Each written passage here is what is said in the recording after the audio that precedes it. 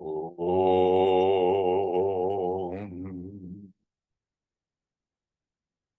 Om.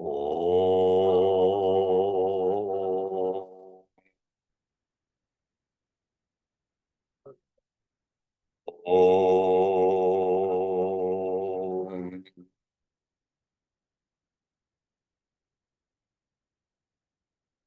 Gurur Brahma, Guru Vishnu, Guru Devo Maheshwaraha, Gurudeva Param Brahma, Tasmai Shri Gurave Namaha.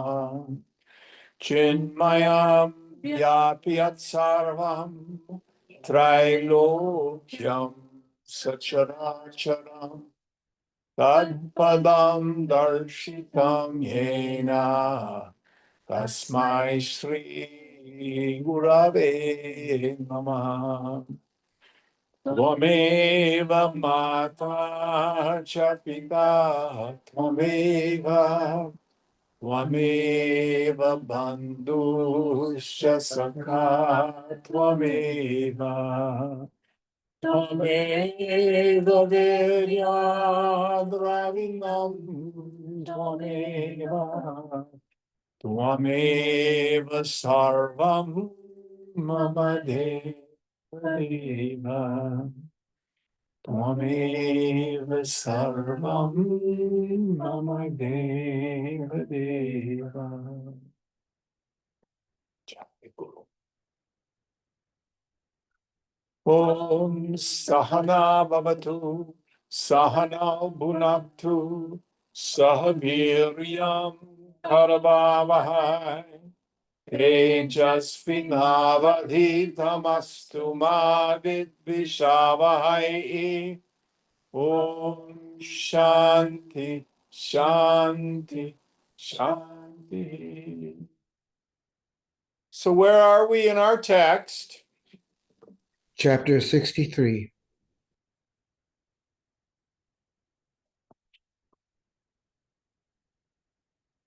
The notion of doership is bondage.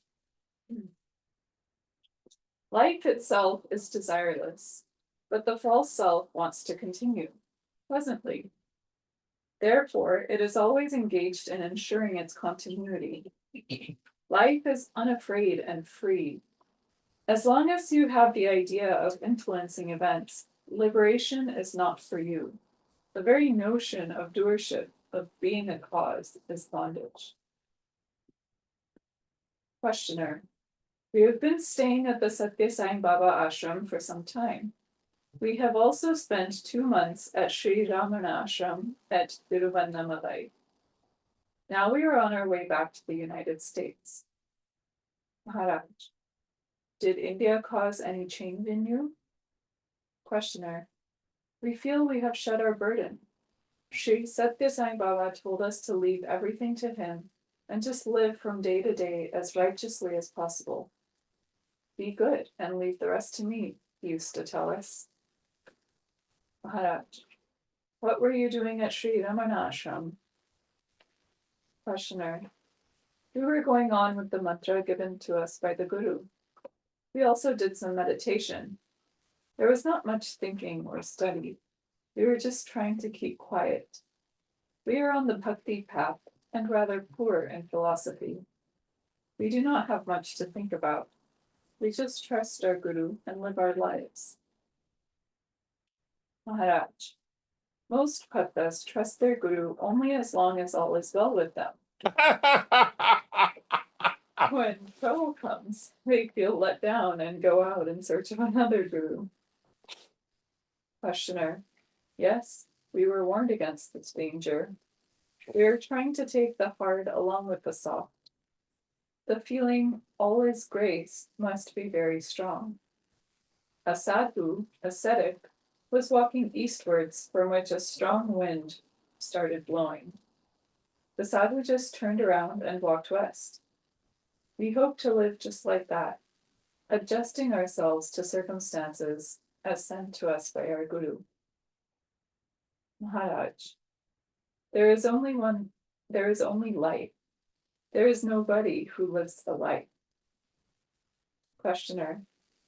That we understand, yet constantly we make attempts to live our lives instead of just living. Making plans for the future seems to be an inveterate habit with us. Maharaj. Whether you plan or not, life goes on. But in life itself, a little eddy arises in the mind, which indulges in fantasies and imagines itself dominating and controlling life. Life itself is desireless, but the false self wants to continue pleasantly. Therefore, it is always engaged in ensuring its continuity. Let's stop there a moment. So English uses the word ego, he uses the word false self. Sanskrit is so much richer in its description. One of my favorites is the term that Gaudapada uses, which is jiva bhavana. Bhavana means an attitude or a feeling. So the attitude or the feeling that I'm a person. Another one that I love is chit chaya. Chaya means shadow or reflection. So if it's an afternoon in the fall and you're outside and the sun is low in the sky, you have a very long shadow. But the shadow's not a thing, it's an absence of illumination. If I get out a lamp to try to illumine a shadow, it disappears. The very word for ego in Sanskrit, ahankara or ahankriti, it's a compound. Aham is the first person pronoun I. Kara, kriti comes from the same root kri, to make or to do. It's thoughts, feelings that make the sense of I, the individual. Now, the term that I've been using lately is this feeling that I'm a person has inherent in it a feeling of spiritual poverty. I'm not enough, there's not enough. And because it comes into appearance, not existence, appearance, with a flow of thought and feeling, it's inherently unstable.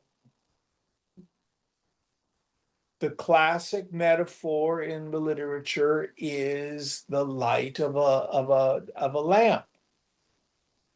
So here, if we light a candle, the flame of the candle is not a solid, static thing. It's the constant oxidization of gases. It's an event. Take a photograph of the flame. I could see a picture of the flame. It looks like a still thing. It only appears like a permanent flame if there's no wind in the room. So the problem with the ego sense, we start thinking of questions like, are you really happy? Well, I'm happy and I'm bored and my forehead itches and I'm thinking about what I'm going to do for lunch and yada, yada, yada. It's constantly moving. Is this making sense? Yes.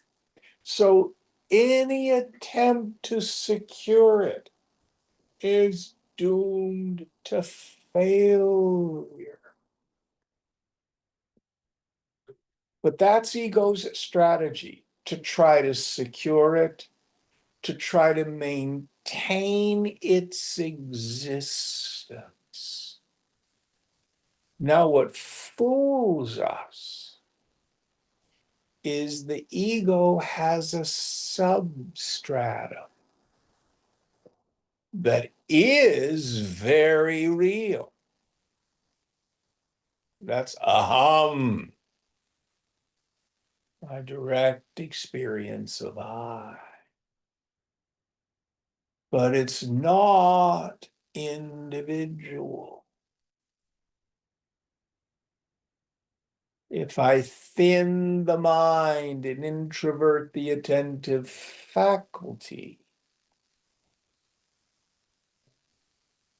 I don't find a person in there.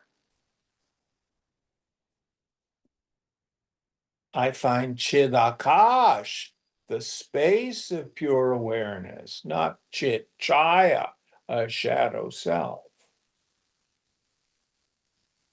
So this was Ramana Maharshi's great, simple practice. Who am I? Turn the attentive faculty of the mind onto what I think is an individual, and it falls. It's like shining a light on a shadow. The ego only arises when you don't go looking at it. It only arises when I'm focused on the qualities of the body or the qualities of the mind and the intellect.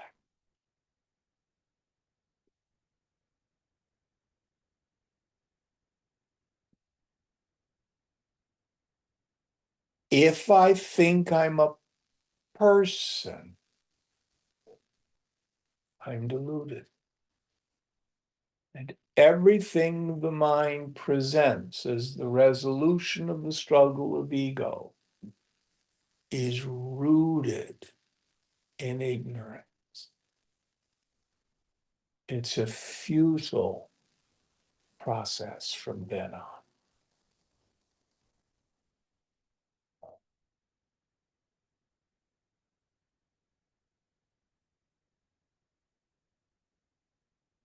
Let's go on and see what Maharaj says. But the false self wants to continue, pleasantly. Therefore, it is always engaged in ensuring its continuity. Life is unafraid and free. As long as you have the idea of influencing events, liberation is not for you. The very notion of doership, of being a cause, is bondage. Questioner: how can we overcome the duality of the doer and the done? Maharaj: contemplate life as infinite, undivided, ever present, ever active, until you realize yourself as one with it. It is not even very difficult, for you will only be returning to your own natural condition. Once you realize that all comes from within, that the world in which you live has not been projected onto you, but by you, your fear comes to an end. Without this realization, you identify yourself with the externals, like the body, mind, society, nation, humanity, even God or the Absolute. But these are all escapes from fear. It is only when you fully accept your responsibility for the little world in which you live and watch the process of its creation, preservation, and destruction that you may be free from your imaginary bondage. Questioner: why should I imagine myself to be so wretched? Maharaj: you do it by habit only. Change your ways of feeling and thinking. Take stock of them and examine them closely. You are in bondage by inadvertence. Attention liberates. So let me share with you a new technical term that I've learned the past couple of weeks. Pratipaksha bhava or pratipaksha bhavana. Pratipaksha means opposite. And it's exactly what he's saying. The ego keeps looking for a magic bullet. If I just find the origin of my trauma, it will go away.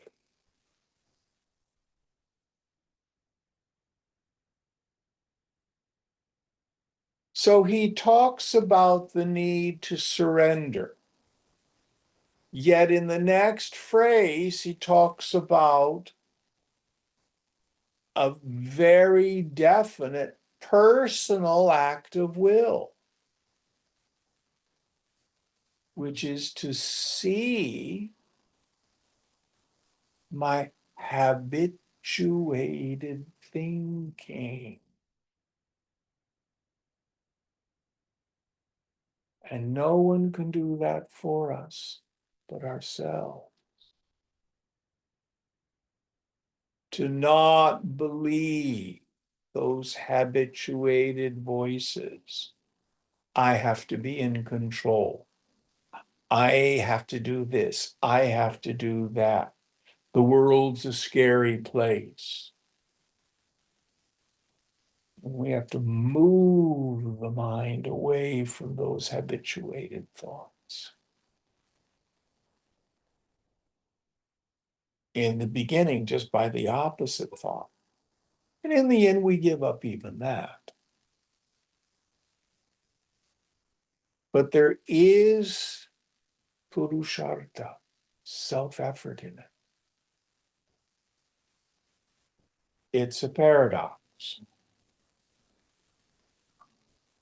Any thoughts on this? Yeah, like how it says, we're in bondage by inadvertence, which sounds very familiar. It feels like I'm in control, but it's really inadvertence to my attention to what I'm attached to. And my firm belief in the reality of the individual, Yeah, yeah. which is just a habit. I'm realizing how strong that is. Oh, yeah. Well, we see it in society. I can remember years back when this poor fellow storms into a pizza parlor in Washington, D.C.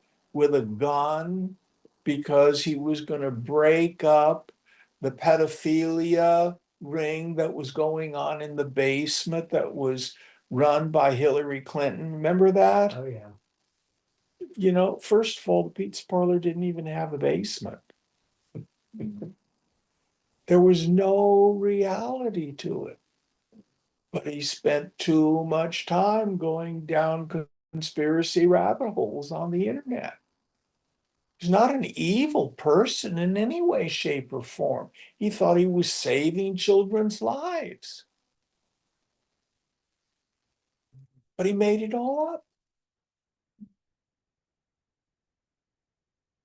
All of our problems come about in the same way, without exception.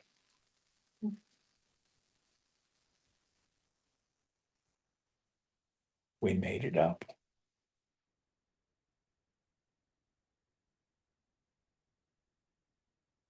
I love what Shankara says. We can't say that Maya exists. We can't say that it doesn't exist. But we can say that it is very powerful.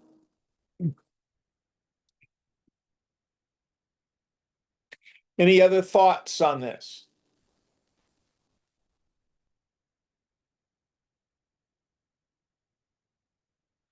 Going on. You are in bondage by inadvertence. Attention liberates. You are taking so many things for granted. Begin to question. The most obvious things are the most doubtful. Ask yourself questions as, was I really born? Am I really so-and-so? How do I know that I exist?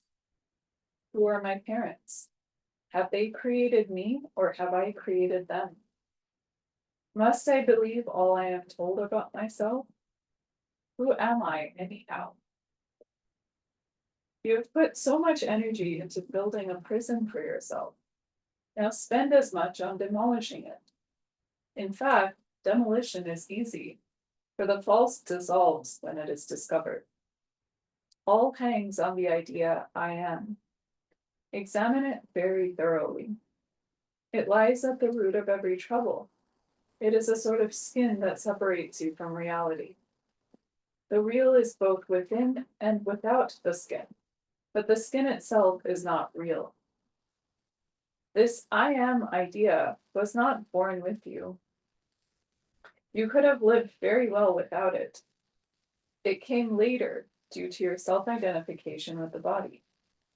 It created an illusion of separation where there was none. It made you a stranger in your own world and made the world alien and inimical. Without the sense of I am, life goes on. There are moments when we are without the sense of I am, at peace and happy. With the return of the I am, trouble starts. This out of my own direct experience. I don't know how old I was, probably 4 or 5.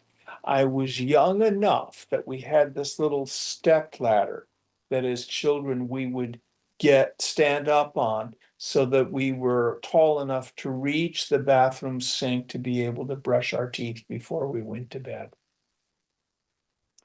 And my parents were having a dinner party, and they had set up the dinner table in the living room because there were so many people.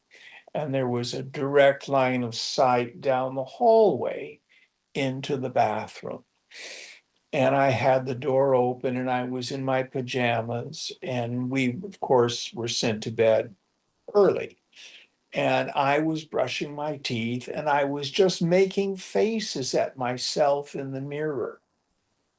You know, children love to do things like that. I was having a grand old time, completely free and not self-conscious. Then all of a sudden, the conversation at the dinner table got very quiet. And then I turned and looked, and all the people at the dinner table were looking at me. And I remember it so vividly. It was one of my earliest moments of paranoid self-observation. I'm so embarrassed. I'm never going to let that happen again. I don't know if you have an early memory of this deeply rooted belief in a personal sense of self that needs to be protected and defended. I certainly do. But that's what he's talking about. We learn it.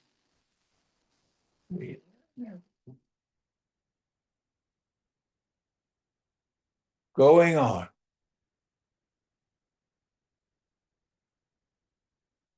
Questioner, how is one to be free from the I sense? Maharaj, you must deal with the I sense if you want to be free of it. Watch it in operation and at peace, how it starts and when it ceases, what it wants and how it gets it, until you see clearly and understand fully.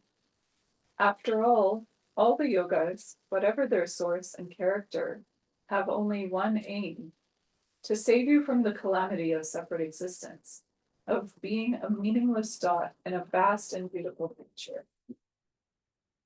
You suffer because you have alienated yourself from reality, and now you seek an escape from this alienation. You cannot escape from your own obsessions. You can only cease nursing them. It is because the I am is false that it wants to continue. Reality does not need to continue. Knowing itself to be indestructible It is indifferent to the destruction of forms and expressions. To strengthen and stabilize the I am, we do all sorts of things, all in vain, for the I am is being rebuilt from moment to moment. It is unceasing work, and the only radical solution is to dissolve the separative sense of I am such and such a person, once and for all. Being remains, but not self-being. Questioner: I have definite spiritual ambitions. Must I not? Before we go on, so a little mantra that I made up that was very useful to me. No personal sense of self is real. If I feel like a person, I'm deluded. If I feel like a person, I want to either fix the world or fix me. Rather than following the struggle of ego, drop the identification. Who am I? Oh, that's right. I am Brahman.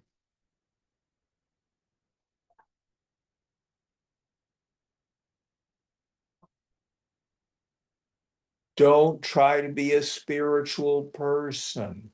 Don't try to be a realized person. That's another form of ignorance.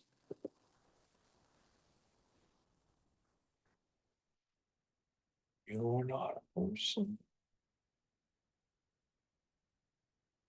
You are Brahman.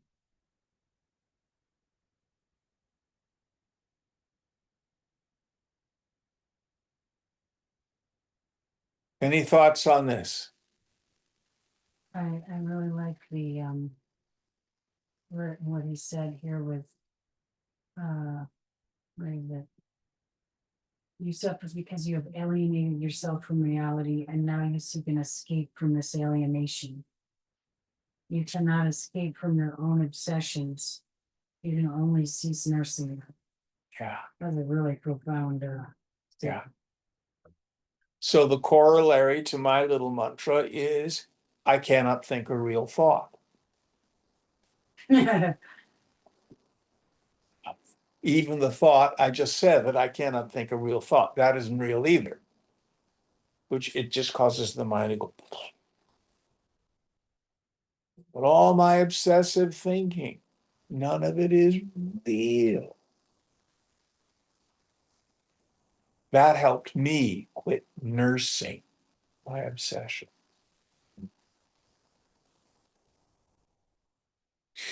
Of course, the biggest challenge is if I've got a pain in the body or the appearance of an illness. Or somehow I think my existence is threatened. I run out of money or I'm getting evicted or something like that.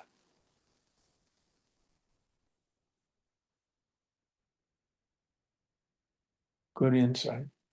Anything else? No. Okay, going on. Questioner: I have definite spiritual ambitions. Must I not work for their fulfillment?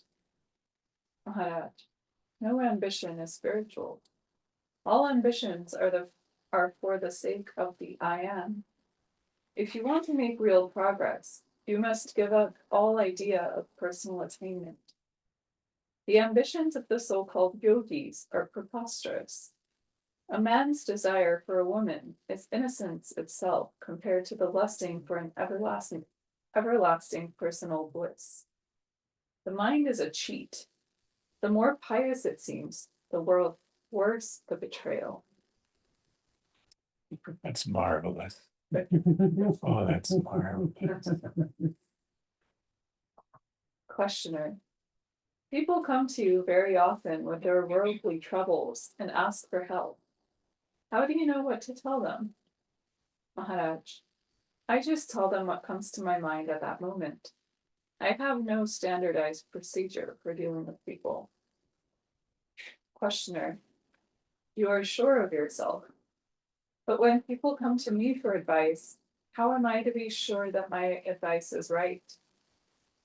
Maharaj, watch in what state you are, from what level you talk.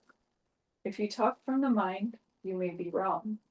If you talk from full insight into the situation, with your own mental habits in abeyance, your advice may be a true response. The main point is to be fully aware that neither you nor the man in front of you are mere bodies. If your awareness is clear and full, a mistake is less likely. Wonderful. It's good advice for psychotherapists, right? Or healers. Going on. Chapter 64. Whatever pleases you keeps you back. You reach the supreme state by renouncing all lesser desires. As long as you are pleased with the lesser, you cannot have the highest. Whatever pleases you keeps you back. Questioner. I am a retired chartered accountant, and my wife is engaged in social work for poor women. Our son is leaving for the United States, and we came to see him off. We are Punjabis, but we live in Delhi. We have a guru of the Radhasomi faith, and we value satsang highly. We feel very fortunate to be brought here. We have met many holy people, and we are glad to meet one more. Maharaj, you have met many anchorites and ascetics, but a fully realized man conscious of his divinity, Swarup, is hard to find. The saints and yogis, by immense efforts and sacrifices, acquire many miraculous powers and can do much good in the way of helping people and inspiring faith. Yet, it does not make them perfect. It is not a way to reality, but merely enrichment of the false. All effort leads to more effort. Whatever was built up must be maintained. Whatever was acquired must be protected against decay or loss. Whatever can be lost is not really one's own, and what is not your own, of what use can it be to you? In my world, nothing is pushed about. All happens by itself. All existence is in space and time, limited and temporary. He who experiences existence is also limited and temporary. I am not concerned either with what exists or with who exists. I take my stand beyond, where I am both and neither. The persons who, after much effort and penance, have fulfilled their ambitions and secured higher levels of experience and action are usually acutely conscious of their own standing. They grade people into hierarchies ranging from the lowest non-achiever to the highest achiever. To me, all are equal. Differences in appearance and expression are there, but they do not matter. Just as the shape of a gold ornament does not affect the gold, so does man's essence remain unaffected. Where this sense of equality is lacking, it means that reality has not been touched. Mere knowledge is not enough. The knower must be known. The pundits and the yogis may know many things, but of what use is mere knowledge when the self is not known? It will certainly be misused. Without the knowledge of the knower, there can be no peace. Questioner. How can one come to know the knower? Maharaj. I can only tell you what I know from my own experience. When I met my guru, he told me, "You are not what you take yourself to be. Find out what you are. Watch the sense I am. Find your real self." I obeyed him because I trusted him. I did as he told me. All my spare time I would spend looking at myself in silence. And what a difference it made, and how soon. It took me only 3 years to realize my true nature. My guru died soon after I met him, but it made no difference. I remembered what he told me and persevered. The fruit of it is here with me. Questioner. What is it? Maharaj. I know myself as I am in reality. I am neither the body, nor the mind, nor the mental faculties. I am beyond all of these. Questioner. Are you just nothing? Maharaj. Come on, be reasonable.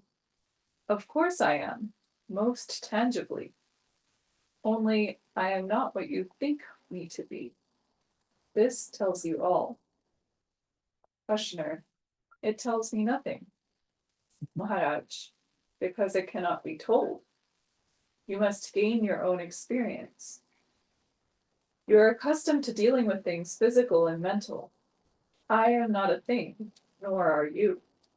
We are neither matter nor energy, neither body nor mind. Once you have a glimpse of your own being, you will not find me difficult to understand. We believe in so many things on hearsay. We believe in distant lands and people, in heavens and hells, in gods and goddesses, because we were told. Similarly, we were told about ourselves, our parents, name, position, duties, and so on. We never cared to verify. The way to truth lies through the destruction of the false. To destroy the false, you must question your most inveterate beliefs. Of these, the idea that you are the body is the worst. With the body comes the world. With the world, God, who is supposed to have created the world. And thus it starts. Fears, religions, prayers, sacrifices, all sorts of systems, all to protect and support the child man, frightened out of his wits by monsters of his own making. Mm. Realize that what you are cannot be born nor die, and with the fear gone, all suffering ends. What the mind invents, the mind destroys. But the real is not invented and cannot be destroyed. Hold on to that over which the mind has no power. What I am telling you about is neither in the past nor in the future, nor is it in the daily life as it flows in the now. It is timeless, and the total timelessness of it is beyond the mind. My Guru and his words, "You are myself," are timelessly with me. In the beginning, I had to fix my mind on them, but now it has become natural and easy. The point when the mind accepts the words of the Guru as true and lives by them spontaneously and in every detail of daily life is the threshold of realization. In a way, it is salvation by faith, but the faith must be intense and lasting. However, you must not think that faith itself is enough. Faith expressed in action is a sure means to realization. Of all the means, it is the most effective. There are teachers who deny faith and trust reason only. Actually, it is not faith they deny, but blind beliefs. Faith is not blind. It is the willingness to try. So Swamiji always used the image of being a spiritual scientist. He was speaking largely to college-educated young people in India.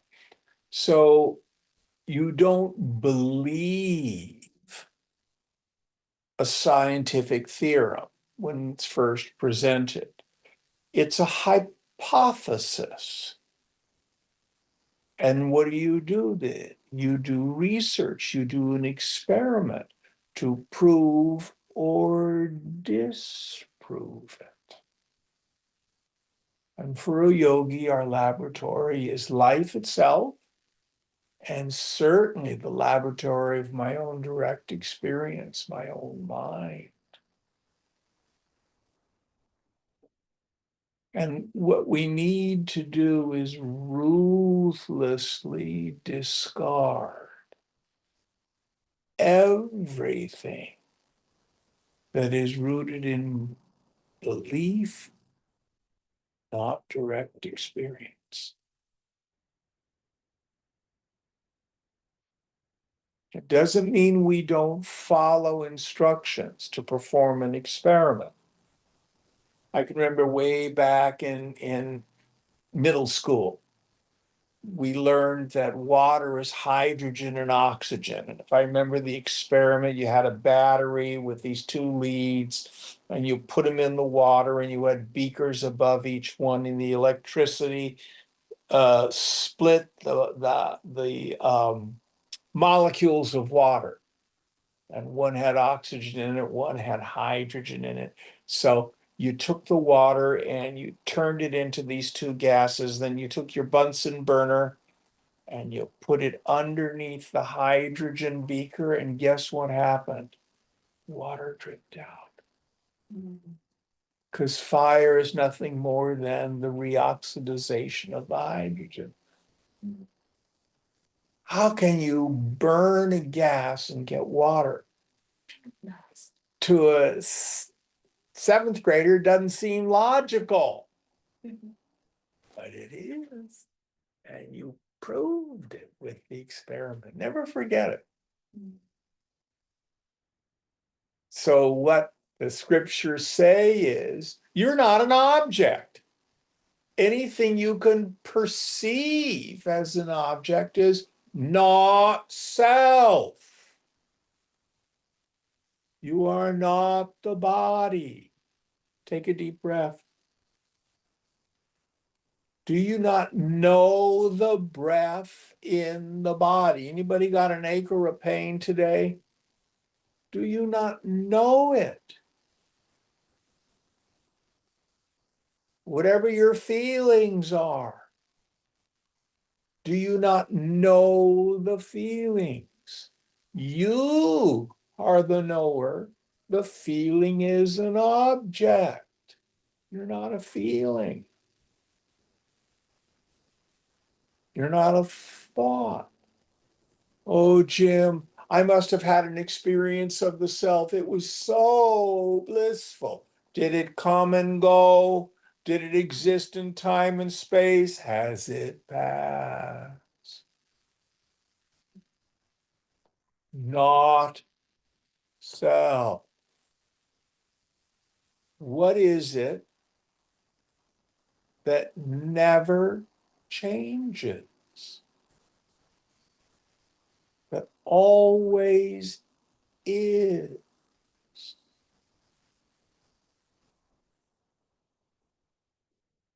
That is never known as an object,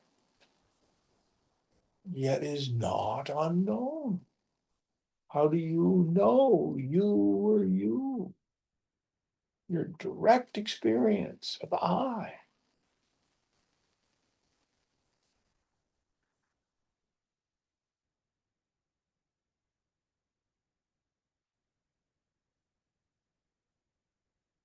Going on.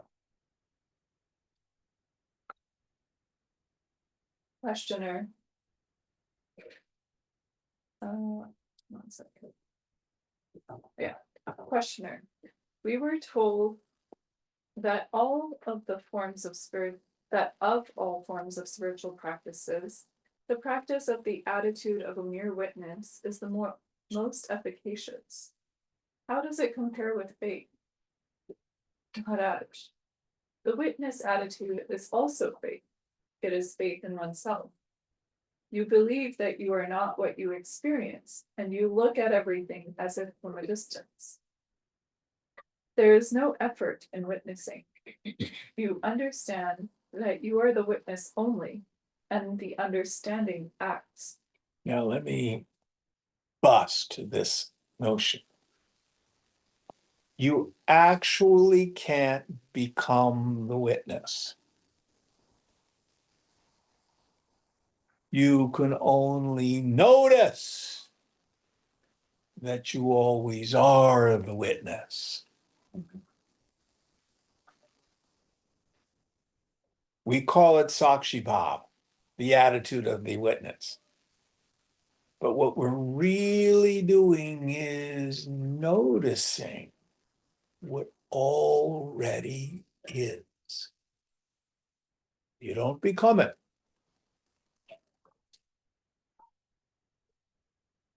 You see that there's always a subject-object distinction. You begin to pay attention to what really is, as opposed to, I did so well today. I'm really advancing, or I'm so smart, or oh, I'm so upset. It's going to take me 10 lifetimes more. Who is it? Who's evolving, changing, etc.? Does yourself really ever change? Don't believe me. Look. Well, it feels like I'm changing. No doubt you see changes. But do the changes happen to you or to the equipment? If I ask Howard to move the bowl from one part of the table to another, and you see that the position of the bowl has changed, have you changed?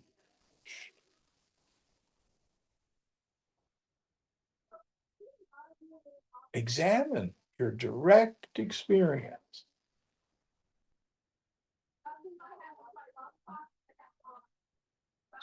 Yes, When I'm finding that um in or you just said, or is the equipment changing, right? That was what you said, right? Or is the equipment? it is only the equipment that changes. The Right. self never changes. Right, so, but I'm finding that in, like, my most rapid awareness seems, like, my most rapid increase in awareness of what is really going on. And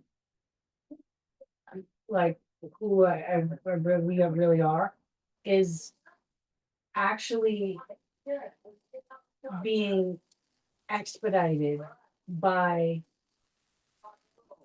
the awareness of, or by the awareness and then the rewiring of, or the letting go of the conditioning. Yes, And so I'm putting emphasis on what seems to be effective, like an effective formula right now for working with letting go of the conditioning. And then that seems, but sometimes it could feel like the Vedantic view would be like, no, forget about that, because you're going into more psychology, and you could just bypass all that and go direct. But I don't find that bypassing that is sufficient for me personally. I understand what you're saying. You can't really practice what Maharaj is teaching without first achieving chitta shuddhi, purity of mind. So all your practices are efficacious. So those of you who've taken my basic course, I use the metaphor of slicing a tomato. So if you have a dull knife and a very ripe tomato, and you endeavor to slice it, you end up squishing it. So the preparatory practice is to sharpen the knife.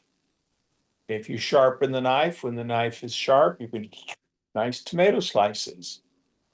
But knife sharpening in and of itself does not slice the tomato. So to use your frame of, or your language, the bypassing you're talking about is like trying to slice the tomato with a dull knife. Does that make sense? Mhm. So absolutely do the psychological work. Absolutely purify your equipment. Absolutely deal with the trauma, deal with the memories, deal with the childhood programming. There are so many methodologies to do that. But that in and of itself does not free us. Mhm. So after you've cleaned out all the garbage of this lifetime, then there's the one before that. Well, luckily I have like, I'm gifted with the Vedantic, study meanwhile. So I don't have to do it before or after or anything. It's kind of But during. once we've gotten Chitta Shuddhi, then the practice shifts. It's then the jnana abhyasa, this practice. I am ever the ground of being, the space of pure awareness. I am not the body. I'm not the feelings. I'm not the programming. But once I buy into the I am the individual thought, then all that stuff starts to become problematic. And only you can decide how much purification of the equipment is necessary. So in prior chapters, people were asking Maharaj why he continues to smoke, why he occasionally eats meat. He didn't bother to burn out those particular kleshas. They don't get in the way of his apprehension of who he is.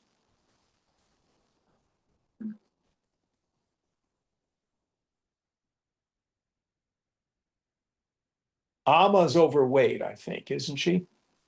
She doesn't move, of course. Well, don't you think she should diet? I have news for you. She doesn't give a shit.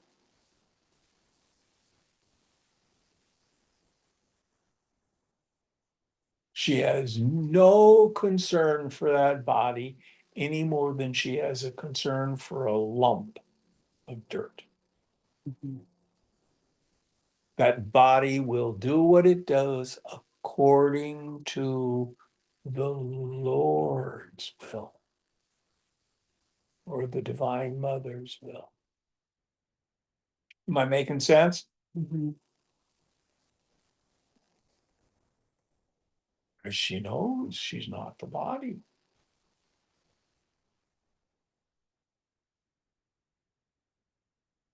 Can I add a follow-up thing? Sure?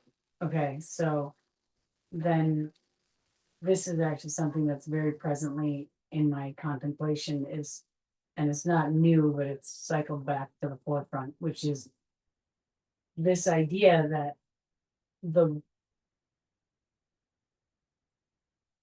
the divine will, right? So I've let go of so many things and I've put myself in a position where it's like, okay, I'm ready to be directed to the degree that to the degree that I've let go, I'm ready to be directed. But like on the material realm, I like my work and my housemate, these are scenarios that need like fixing in a way. Like I need a roommate and I need more work. And I've let go of so much, I lost my motivation, the things that drove me in these areas. And um and I don't have the new motivation. So, but then like if I could sit here and wait for the divine will or the cues or and I've been sort of doing my best version of that. And whatever the timeline I'm supposed to do that on, I'm starting to feel like is a little too long, right? And so then I'm like, well, you are supposed to know, like Alma has even said, like, she's like, you decide, not on these specific topics, but that idea, where it's like, we're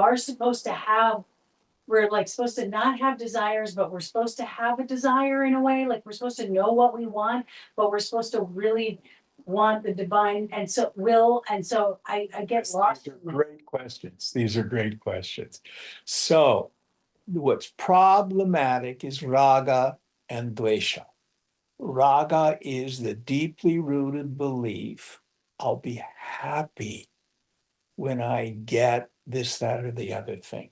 The answer to all my problems of existence is more work and a roommate. Or dvesha, I'm aversion. I'll only be happy if I get rid of this terrible roommate, if I get rid of my horrible clients. And you're right, we do not live passively. Swamiji used to say, it's not kismet, it's not fate. I just don't wait for God to do me. Mhm. The deep intuition is not separate from the whole cosmos. But we want to act in the world from a sense of rightness, not from a sense of poverty. Is that making any sense? The deep intuition is the rightness. Yes, yes. So it's- So if your deep intuition is, I'm supposed to be a healer, I'm supposed to have clients, and it's not happening, then my suggestion is, all right, Amma, what should I do? But I'll tell you, worry is not a tool. No, And today, is the rent paid this month? I mean, somebody's helping me pay my empty room right now. Thank you, God. Yeah, that's a conduit. Yeah, it's all working. Yeah. It's all working. You know, but we have to give up our ideas. I'm dealing with much of the same thing. You know, whatever methodology I have used in the past to make my Vedanta classes available to people isn't working the way it used to. We're not getting new students. It's fine. I don't really care. But I tell people all the time, in the end, God has led me through life through my wallet. I'm not a trust fund kid. In the end, I have to pay the rent. All right, God, what is your will? Show me what you want me to do. Now, today there's plenty of money. Today I have plenty of food. Today all the bills are paid. And I am not attached to the size of classes. I seem to be doing a lot more individual work with people. All right, God, I can get down with that. But show me what you want me to do. But I have no investment in the outcome. You know, that's how I approach it.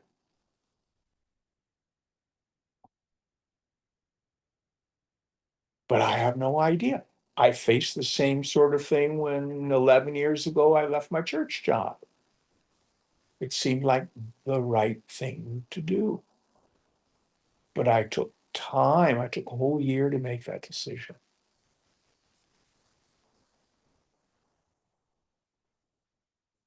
And frequently, for the yogi, what impels us is the desires of other people.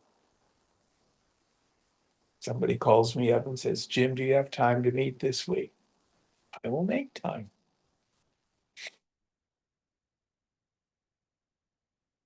I don't know if that's useful. Yeah, thank you. But stay out of the past. Stay out of the unborn future. How long have you been a yogi now? Well, I haven't really identified that way, but I've been consistently like focusing for about 16 years maybe, Yeah, but totally started clueless, like beyond clueless. but my point is, have you ever had to sleep under a bridge? No, Have you ever gone hungry when you didn't choose to miss a meal? no.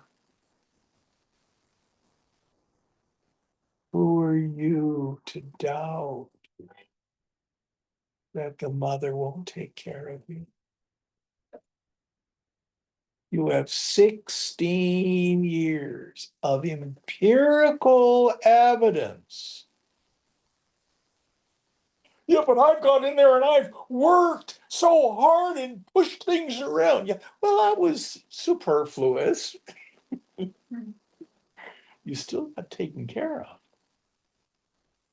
Isn't that your direct evidence? Mhm. Why do you think she would stop now?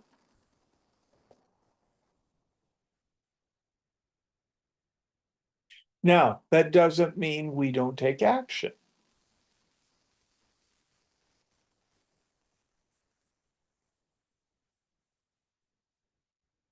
You might start the morning with something like, Amma, take me where you want me to go today. Let me meet who you want me to meet. If I need to take action today to increase my income, show me what your will is. And then you get quiet. The oscillating mind is not a very powerful mind. You know what I mean by an oscillating I mind? really do deeply know. For everybody. Should I do this? Should I do that? Should I do this? Should I do that? What about that? Or maybe I should do this. What about that? Maybe I should do this. Any of you ever have that one? Yeah, it's not powerful. I like to use the image of a wheel. So if you're gonna move 45 degrees, if you're on the very rim of the wheel, boy, that's a long distance. But if you drop to the center, it's just.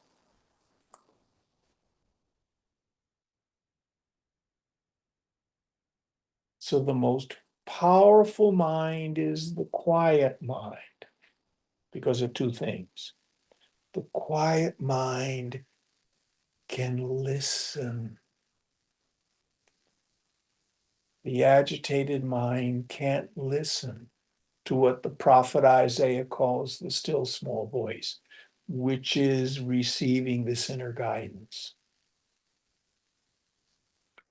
And the sankalpa made from the quiet mind is the most powerful.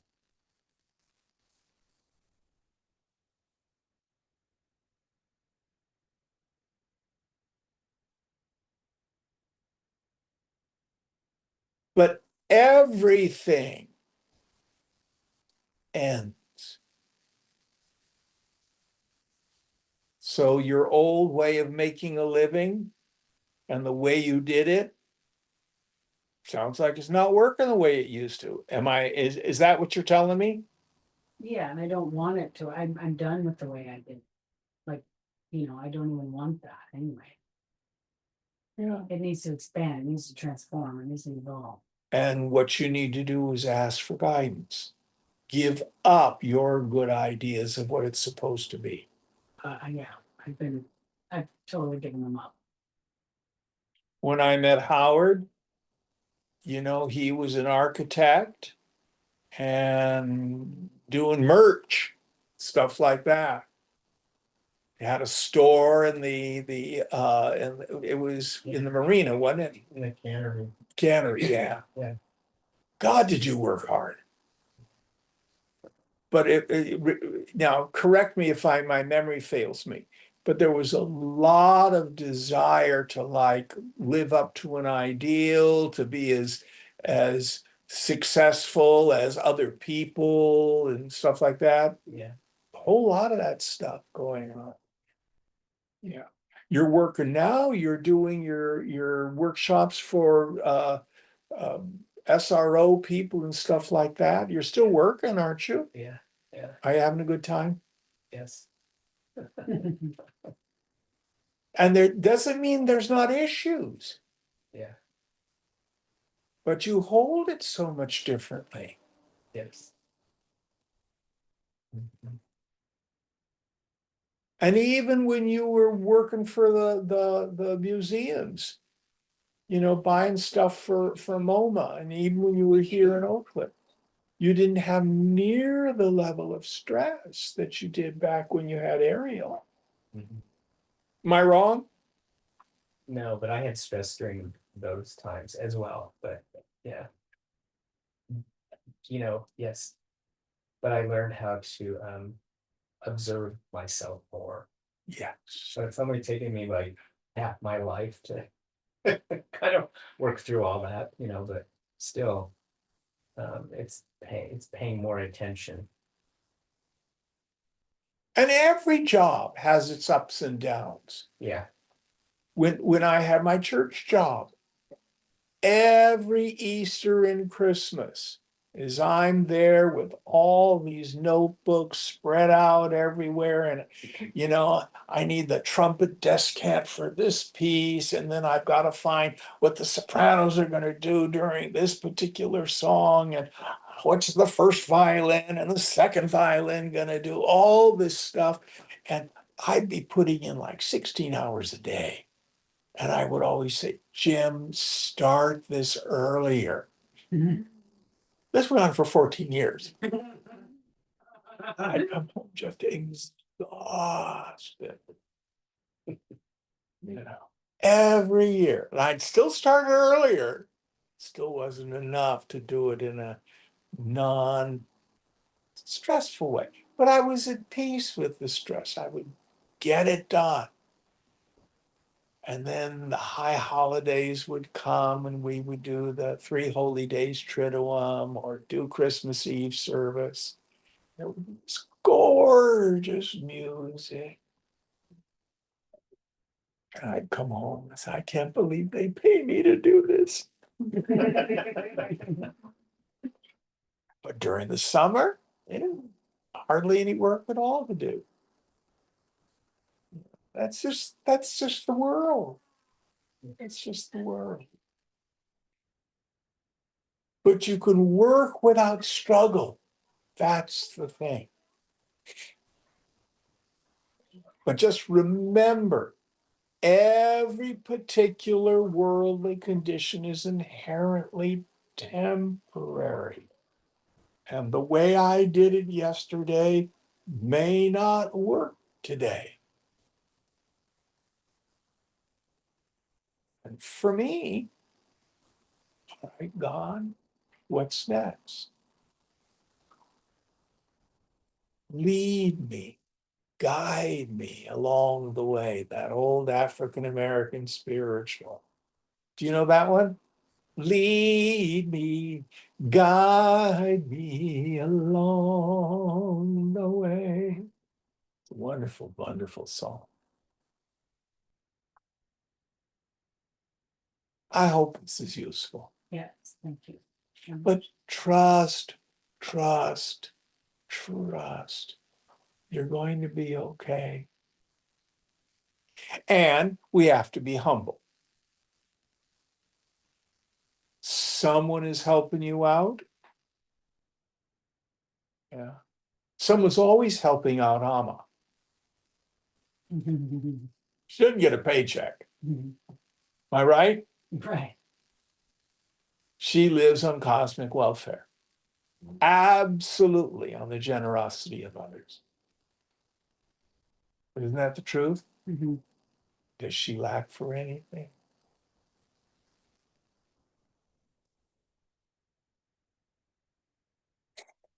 Very good questions. Very good questions. But the raga and the devesha, we have to silence those. This is what Gita calls attaining to yoga arudha, to mounting the steed of the mind, where I'm willing for it to be just how it is for the rest of eternity, and I'm willing for it to never be the way I want it for the rest of eternity. And when I can silence those tyrannical voices, then I have the capacity to drop in and listen to what the prophet Isaiah calls the still small voice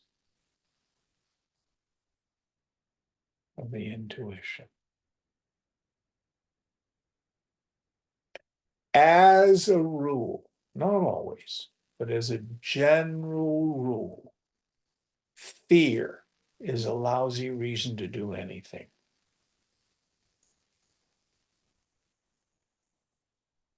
Anybody have any thoughts on that one?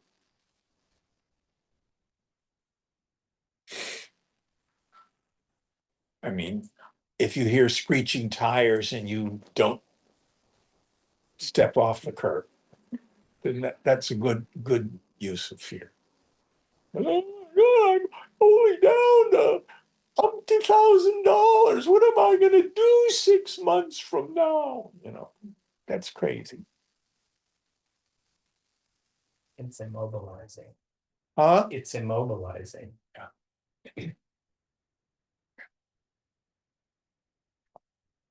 Oh, we're out of time.